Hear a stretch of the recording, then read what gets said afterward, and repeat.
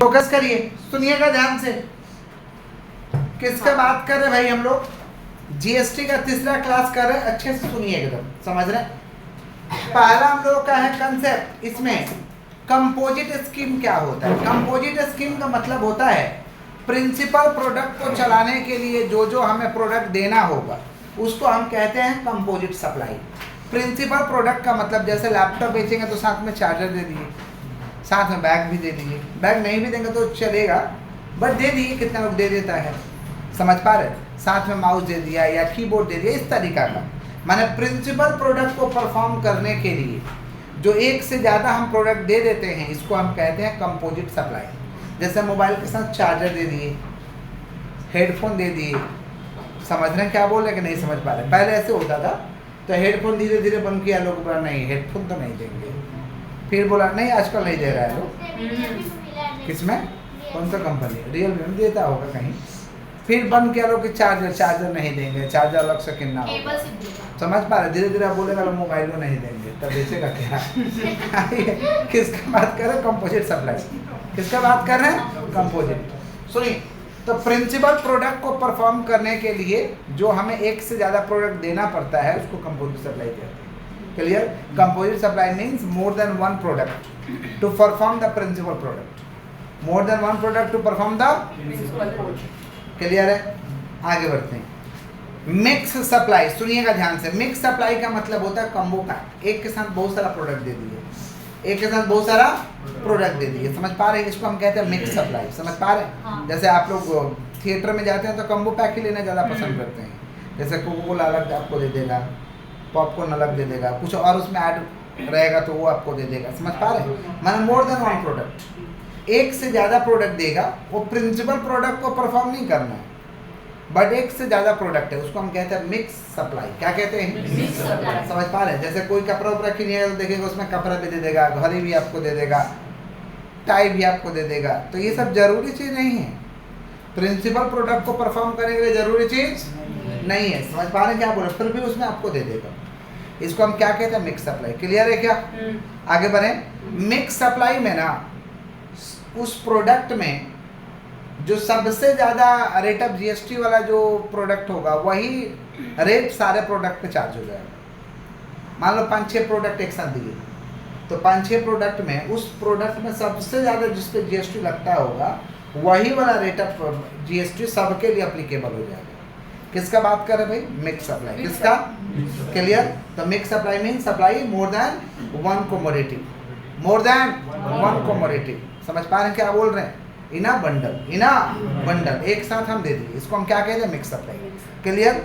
Next हम लोग का आरसीएम, रिवर्स चार्ज मैकेनिज्म। ये कंसेप्ट आपको समझ कर रखना बहुत जरूरी है, नहीं तो फिर जीएसटी में जिस दिन आप रजिस्ट्रेशन कराइएगा उस दिन बोलेगा आप तो आरसीएम के तहत, समझ रहे हैं? आरसीएम क्या होता है? सुनिए, रिवर्स चार्ज मैकेनिज्म में हम जीएसटी अगर करा लेते हैं तो हम जीएसटी खुद नहीं पे करेंगे। हम जीएसटी में रजिस्ट्रेशन करा लेते तो जीएसटी हम खुद नहीं पे करेंगे, हम जिसको सेवा देंगे, जिसको हम सेवा देंगे, जिसके यहाँ हम काम करेंगे वही जीएसटी मेरा दे देगा। हम सिर्फ जीरो रिटर्न मारेंगे, हम सिर्फ क्या मारेंगे भाई? जीरो रिटर्न, समझ पा रहे हैं? तो इनकम टैक्स में 17 वो ऐसा सर्विस है, 17 वो ऐसा सर्विस है जिसमें जीएसटी हम जिसको सेवा देंगे, समझ रहे हैं, वही पे कर देगा, माने रेसिपाइंट ही पे कर देगा जो सेवा लेने वाला है। सप्लायर को जीएसटी देने का दरकार नहीं है, तो सप्लायर भी तो अपना मेंटेन करेगा ना बुक्स ऑफ अकाउंट, तो वहाँ पे वो जीरो रिटर्न भरेगा, जीरो रिटर्न भरना पड़ेगा बाकी, समझ गए क्या बोले? इसी को हम कहते हैं रिवर्स चार्ज मैकेनिज्म। क्या कहते हैं भाई? समझ पा रहे हैं क्या बोले कि नहीं समझ पा रहे? क्लियर है? आगे बढ़े। बट रिवर्स चार्ज मैकेनिज्म में आने के लिए जीएसटी में आपको रजिस्टर्ड होना पड़ेगा, गुड्स और सर्विसेज को सप्लाई करना पड़ेगा, वैसा गुड्स एंड सर्विसेज जो आरसीएम के तहत मेंशन है। टोटल कितना गुड्स एंड सर्विसेज मेंशन है भाई आरसीएम में? 17 को सर्विस है। एक है स्पॉन्सरशिप सर्विस। स्पॉन्सरशिप सर्विस माने समझ रहे हैं, हम प्रचार करने के लिए पैसा दिए, तो जिसको प्रचार करने के लिए पैसा देंगे ना वही जीएसटी पे कर देगा, हमको कुछ देने का दरकार नहीं, समझ रहे हैं? Transport service provided. ट्रांसपोर्ट, जैसे मान लीजिए किसी कंपनी में आप गाड़ी अपना चलवाइएगा, गाड़ी जैसे मान लीजिए आप बहुत सारा कंपनी था, बिग बाजार था, तो समझ पा रहे, नंबर 1 था, किंग था रिटेल का, लेकिन बंद हो गया। तो मान लीजिए बिग बाजार में आपका गाड़ी चल रहा है, या मान लीजिए रिटेल का किंग स्पेंसर में आपका गाड़ी चल रहा है, समझ रहे हैं, या डी मार्ट जैसा संस्था में आपका गाड़ी चल रहा है, तो वहाँ पे आप गाड़ी से सेवा जो दे रहे हैं ना, तो आपको तो जीएसटी करके बिलिंग होगा, लेकिन आपको पैसा देने का दरकार जीएसटी नहीं है। जिस कंपनी को आप सेवा दीजिएगा वही कंपनी जीएसटी पे कर देगी, वही कंपनी क्या कर देगा, जीएसटी। आप अपना जीरो रिटर्न मारिए, इसको हम कहते हैं आरसीएम। क्या कहते हैं? तो कौन कौन सा ऐसा सेवा है? Sponsorship service, transport services, services provided by insurance agent. Insurance का एजेंट सेवा देता है ना, तो इंश्योरेंस का एजेंट थोड़े भरता है जीएसटी, हम लोग थोड़े भरते हैं, हम लोग से ले लिया जाता है। जो कंपनी उठाएगा वो भरेगा, जो कंपनी उठाएगा वो देखिएगा। इंश्योरेंस कराइएगा तो उसमें जीएसटी लिखा रहता है, चाहे लाइफ इंश्योरेंस हो और चाहे आप जनरल इंश्योरेंस हो, आप बिल पे सही से पढ़िएगा। तो जीएसटी आप थोड़े भर रहे हैं सरकार को, समझ रहे हैं? जो इंश्योरेंस दे रहा है वो थोड़े भर रहा है, जो कंपनी पैसा उठाया वही भर देगा, समझ पा रहे हैं?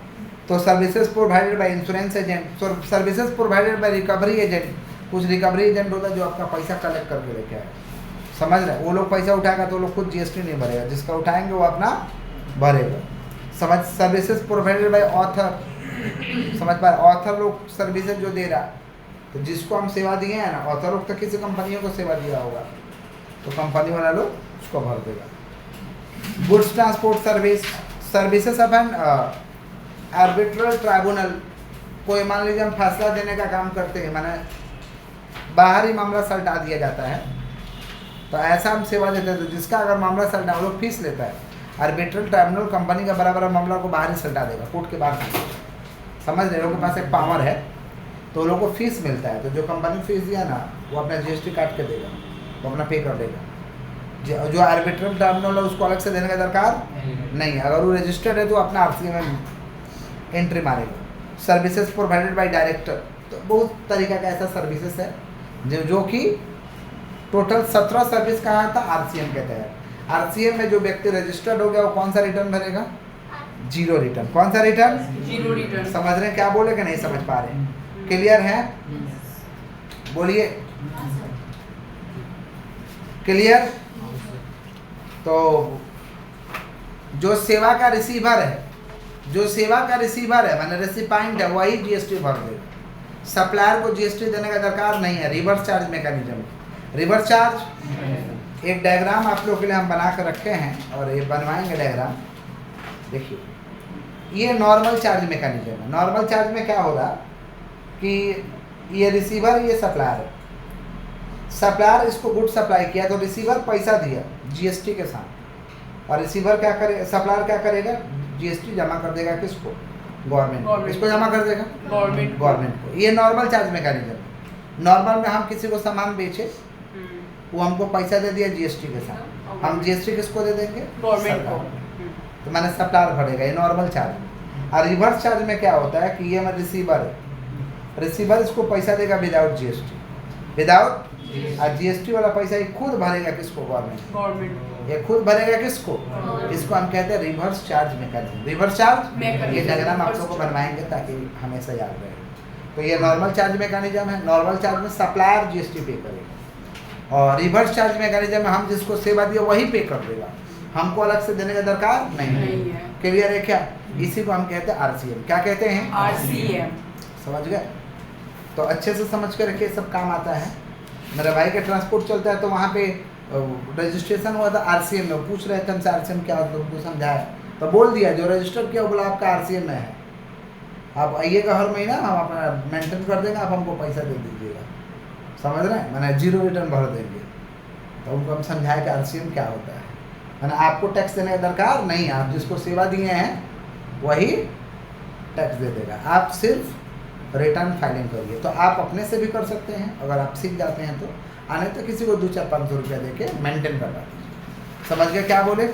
इसी को हम क्या कहते हैं? Reverse charge mechanism. क्लियर? आगे बढ़े। नेक्स्ट है कंपोजिट स्कीम। कोई जीएसटी का लफड़ा से अगर लफड़ा में नहीं पड़ना चाहता, उसको अच्छा नहीं लगता है जीएसटी, कंप्लायंस बहुत ज़्यादा है, वो लफड़ा से दूर रहना चाहता है, तो चाहे तो कंपोजिट स्कीम को ऑप्ट कर सकता है, वो कंपोजिट स्कीम में आ सकता है। कंपोजिट स्कीम किसके लिए सुन लीजिए, जिसका टर्नओवर सीलिंग 1.5 लाख 150 लाख हो, या टर्नओवर सीलिंग 75 लाख 75 लाख के लिए टोटल 8 स्टेट नोटिफाई है, जैसे त्रिपुरा, सिक्किम, अरुणाचल प्रदेश, जम्मू एंड कश्मीर, नागालैंड, मिजोरम, मेघालय, मणिपुर, उत्तराखंड, ये सब जगह के आप हो तो आपका सीलिंग लिमिट है 75 लाख। 75 लाख से ज़्यादा, 75 लाख तक का अगर आपको टर्नओवर है, 75 लाख तक का आपको अगर टर्नओवर होता है तो आप कंपोजिट स्कीम को ऑप्ट कर सकते हैं 8 स्टेट में। और ये 8 स्टेट को छोड़ के आपका 150 लाख तक का अगर टर्नओवर है तो आप कंपोजिट स्कीम को ऑप्ट कर सकते हैं, माने आप जीएसटी के लफड़ा से मुक्त हो जाइएगा। कंपोजिट स्कीम कहता है कि अगर मेरे स्कीम में अगर आप ऑप्ट हो जाइएगा तो जीएसटी में खाली वहाँ ऑप्शन है, उसको क्लिक कर दीजिए कि हम कंपोजिट स्कीम को अडॉप्ट कर रहे हैं। कंपोजिट स्कीम को अडॉप्ट करिएगा तो आपको कोई लफड़ा उपड़ा का दरकार नहीं है। क्वार्टरली आपको टैक्स पे कर देना है 1% अपने पॉकेट से, नहीं समझे? सरकार बोला अगर किसी को जीएसटी लफड़ा लगता है, छोटा व्यापारी है, तो कंपोजिट स्कीम को ऑप्ट कर सकता, ले सकता है, और उसको कुछ नहीं करना, खुलेआम बेचो, जितना बेचोगे उसका 1% अपने पॉकेट से। जनता से तो आप टैक्स ले ही नहीं सकते हैं, अपने पॉकेट से 1% सरकार को दे दीजिए, जितना कमाया उसका, जितना का सेल होगा। जितना का तो काहे अपने पॉकेट से देने जाए भैया, थोड़ा लफड़ा ही है ना। जीएसटी कोई सप्लायर अपने पॉकेट से नहीं देता, कस्टमर से देता है। कस्टमर से लेके देता है। समझ रहे हैं भाई? सरकार बोला अगर तुमको लफड़ा लग रहा तो अपने पॉकेट से दे देना 1%, चाहे तो ऑप्ट कर सकते हो। ये लोग ऑप्ट करता नहीं है, बट प्रोविजन में रखा गया है। किसका बात करें? Composite scheme. Composite scheme. और नॉर्मल में क्या है, मैंने ट्रेडर को 1 भी रुपया पॉकेट से जीएसटी नहीं लगेगा, कस्टमर से उठाएगा, पे कर देगा, पॉकेट से कुछ देने का दरकार। लेकिन इसको ऑप्ट करोगे तो पॉकेट से लगेगा कितना %? 1%। 1%। कस्टमर से आप चार्ज कर ही नहीं सकते, तो काहे उठाने जाएंगे इसको, बट नियम रखा गया है, ऑप्शन समझ गए? छोटा व्यापारी अगर वो झमेला से मुक्ति चाहता है, वो पेपर नहीं मेंटेन कर सकता है, टैक्स को मंथली पे नहीं कर सकता है, उसको बहुत टेंशन लगता है, तो मुक्ति पा सकता है। किसका बात कर रहे भाई? Composite scheme. बोले क्या बोले हैं? Composite scheme. ये टैक्स चार्ज होगा एग्रीगेट टर्नओवर पे। एग्रीगेट टर्नओवर तो पहले भी पढ़ा चुके हैं, वही डेफिनेशन यहाँ भी लिखना है कि aggregate turnover means aggregate value of all taxable supply, all taxable exempted supply, all taxable supply, exempted supply, export of goods and services, export of goods and inter state supply. यही था ना aggregate turnover का definition, तो यहाँ भी वही aggregate turnover का आपको डेफिनेशन है। सुनिए क्या फायदा कंपोजिट, अच्छा फीचर्स पहले कंपोजिट स्कीम का फीचर समझो। फीचर्स है कि reduce rate of tax, tax कम हो जाएगा। समझ पा रहे हैं क्या बोल रहे हैं? रिड्यूस रेट ऑफ टैक्स, समझे? बोले मैन्युफैक्चरर टाइप का तो 1%, समझे? रेस्टोरेंट हो और लोगों को अल्कोहल नहीं देते हो तो 5%। माय गॉड, इसमें भी वेरिएशन ला दिया। बोला नॉर्मल व्यापारी हो तो 1%, रेस्टोरेंट में खाना खिलाता है लेकिन दारू नहीं पिलाता है तो 5%, समझा? मैंने खाली खाना खिलाता है, नशा पान नहीं कराता है, तो कितना %? 5%। हमारा रेट चेंज हो जाएगा कंपोजिट स्कीम में, समझ रहे हैं? मैंने यहाँ भी 5% का प्रोविजन है। हाँ, अदर सर्विस प्रोवाइडर, कोई अन्य सेवा देते हो ये सबको छोड़ करके तो 100%। कितना %? 3 तरीका का इसमें टैक्स लगेगा। क्या अपने पॉकेट से चले जाएंगे भाई? ऐसा अच्छा नॉर्मल चार्ज है, कस्टमर से कलेक्ट करके दे देंगे। ITC नॉट अवेलेबल, माने इनपुट टैक्स क्रेडिट नहीं मिलेगा, माने कहीं से खरीदे हो, वहाँ जीएसटी पे किए हो तो उसका मजा रिटर्न नहीं आएगा, लग जाएगा, बात खत्म। पर्सन, हाँ, माने जो कहीं पे टैक्स पे करके आए वो सब नहीं, वो सब उठा नहीं सकते। हाँ, person having several branches at different state, समझ पा रहे? और बहुत व्यक्ति का अलग अलग स्टेट में ब्रांचेज होता है, वहाँ समस्या हो सकता है। और tax on exempted goods, exempted goods भी बेचोगे तो 1% देना है। एग्जम्प्टेड गुड्स भी बेचोगे तो फायदा क्या है? कंपोजिशन स्कीम का फायदा क्या है? तो reduce rate of tax, simplified return, file annual return, lesser requirement of maintenance of record, record उतना मेंटेन नहीं करना पड़ेगा। स्कीम इज ऑप्शनल, मन करे तो लेंगे, ना मन करे तो नहीं लेंगे। लेसर कंप्लायंस, नियम कम है। High liquidity as a taxes lower rate, मैंने कम टैक्स देना होगा। पेड टैक्स क्वार्टरली, क्वार्टरली देना होगा टैक्स, माने मंथली नहीं देना होगा। जीएसटी तो रेगुलर में मंथली देना पड़ता है, इसमें क्वार्टरली, इसमें क्वार्टरली देना पड़ेगा, समझ पा रहे? डिसएडवांटेजेस क्या है कि tax cannot be recovered from the customer, need to pay out of pocket, pocket से देना होगा, सबसे बड़ा डिसएडवांटेज ये है। लीजिएगा आप लोग कंपोजिशन स्कीम, छोटा व्यापारी होइएगा तो आप लोग लीजिएगा भाई, क्या 1% देने जाएंगे? क्यों देंगे? नियम तो है कि कस्टमर से कलेक्ट करके देना है, तो थोड़ा लफड़ा ही समझ लेंगे तो सही होगा, क्या दरकार है इसको। आइए, registered person cannot claim ITC, माने कंपोजिशन स्कीम वाला आईटी से नहीं मांग सकता है, इनपुट टैक्स क्रेडिट नहीं मांग सकता है। Recipient of goods cannot claim ITC on such goods. GST chain lost हो जाता है, जीएसटी का चेन ही नहीं है, सिस्टम ही नहीं है। समझ पा रहे हैं क्या बोल रहे हैं? क्लियर? रेगुलर स्कीम और कंपोजिशन स्कीम में डिफरेंट पढ़ना है। रेगुलर स्कीम सभी सप्लायर के है, और कंपोजिशन स्कीम उसके लिए है जिसका टर्न ओवर, समझ पा रहे हैं क्या बोल रहे हैं, या तो 150 लाख से ज़्यादा नहीं होता है साल में, या 75 लाख से ज़्यादा नहीं होता। रेगुलर स्कीम को चलाने के लिए जीएसटी में सेक्शन 9 है, और कंपोजिशन स्कीम को चलाने के लिए सेक्शन 10 का व्यवस्था है। ई कॉमर्स, रेगुलर स्कीम में ई कॉमर्स कर सकते हो, लेकिन कंपोजिशन स्कीम और ई कॉमर्स नहीं करने देगा, ऑनलाइन धंधा करने नहीं देंगे, ऑनलाइन धंधा करने नहीं देंगे। रेट ऑफ जीएसटी लगेगा गुड्स के हिसाब से। यहाँ पर रेट ऑफ जीएसटी या तो 1% या तो 5%, या तो 1% या तो, समझे? आईटीसी यहाँ पे अवेलेबल, यहाँ पे नॉट अवेलेबल, नॉट अवेलेबल, समझे? यहाँ पे जीएसटी कौन देगा? कस्टमर। रेगुलर स्कीम में कौन देगा? कस्टमर। और उसमें कहाँ से देना होगा? Trader. Paid out of his pocket, out of his pocket. Billing, payment of tax, regular scheme में मंथली, कंपोजिशन स्कीम में क्वार्टरली। बिलिंग, रेगुलर स्कीम में टैक्स इनवॉइस बनता है, टैक्स इनवॉइस, और इस सब में बनता है bill of supply. Bill of composition scheme के लिए क्या बनता है? Bill of supply. पूछेगा डॉक्यूमेंट कौन हुआ है, तो tax invoice, bill of supply, tax invoice, tax invoice, bill of, लिख दीजिएगा डॉक्यूमेंट कौन है। टैक्स इनवॉइस किसके लिए? रेगुलर स्कीम के लिए, और बिल ऑफ सप्लाई किसके लिए? कंपोजिशन स्कीम के लिए। आईटीसी ऑन रेसिपाइंड, आईटीसी अवेलेबल यहाँ पे नॉट। रिटर्न कैसे देना होगा? मंथली या तो क्वार्टरली, वहाँ पे सालाना रिटर्न दो, कोई दिक्कत नहीं है। रिटर्न मैंने समझते हो, इनकम का ब्यौरा, अपने इनकम को, इनकम टैक्स रिटर्न, व्यापारी को इनकम टैक्स रिटर्न भी तो करना पड़ता है, समझ गए क्या बोल? चलिए आगे बढ़ते हैं हम लोग। अब फॉरवर्ड चार्ज और रिवर्स चार्ज मैकेनिज्म में हम लोग को डिफरेंस पढ़ा। फॉरवर्ड चार्ज क्या होता है, सुन लो ध्यान से। फॉरवर्ड चार्ज में सप्लायर देगा, हमारा नॉर्मल चार्ज। फॉरवर्ड चार्ज माने क्या? सप्लायर। और रिवर्स चार्ज में कौन देगा? टैक्स रेसिपाइंड। कौन देगा? रेसिपाइंड माने रिसीवर, जिसको हम सेवा दिए वही टैक्स दे देगा, जिसको हम सेवा दिए वही टैक्स दे देगा, हमको देने का दरकार नहीं है। किसका बात कर? लिखवाएंगे। फॉरवर्ड चार्ज रिवर्स चार्ज नहीं देगा। तो हम कहाँ खोजवाए हैं? हम बोले खोजिए, तो बस सुनिए, समझ रहे हैं? Forward charge, reverse charge. Forward charge में क्या होता है? Goods payable by supplier. और रिवर्स चार्ज में क्या होता है? Sorry, GST payable by supplier forward charge में। और रिवर्स चार्ज में क्या होता है? GST payable by recipient, GST payable by. और टैक्स लायबिलिटी किसका ऊपर होगा? गुड्स एंड सर्विसेज के ऊपर होगा, सप्लायर के ऊपर होगा। इधर में टैक्स लायबिलिटी किसके ऊपर में होगा? रिसीवर के ऊपर, जो गुड्स को रिसीव करे। समझ पा रहे हैं क्या बोल रहे हैं? सप्लायर भी रजिस्टर्ड पर्सन होना चाहिए, यहाँ रेसिपाइंड भी क्या होना चाहिए? Registered person. रजिस्टर्ड तो होना होगा। समझ पा रहे हैं क्या बोले कि नहीं समझ पा रहे? क्लियर? रेसिपाइंड रजिस्टर्ड इधर हो सकता है, नहीं तो अनरजिस्टर्ड हो सकता है रेगुलर फॉरवर्ड में, और उसमें रेसिपाइंड को रजिस्टर होना हो, रेसिपाइंड को रजिस्टर्ड। क्लियर? आगे बढ़े हम लोग।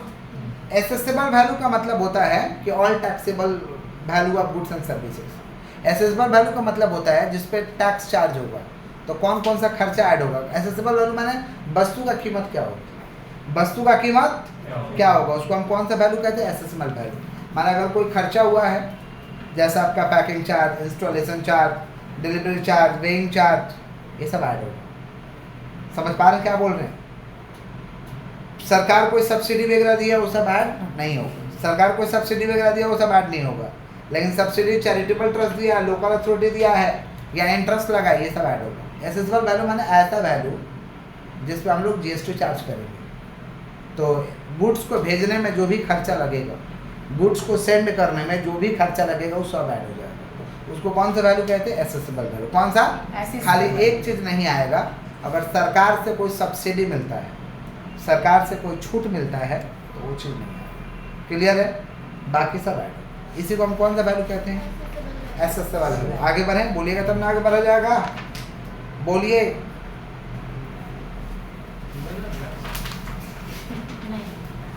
बच्चे बोल रहे हैं मत बोलिए, मत आगे बोलिए। डॉक्यूमेंट कितना तरीका का भाई?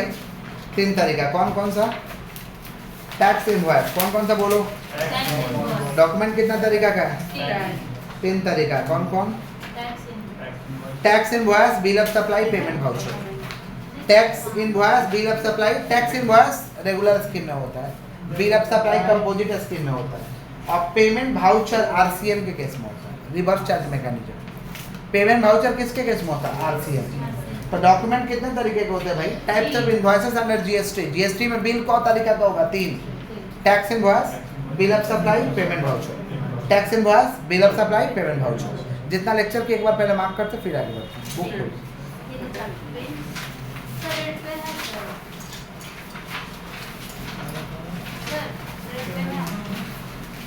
देखते हैं।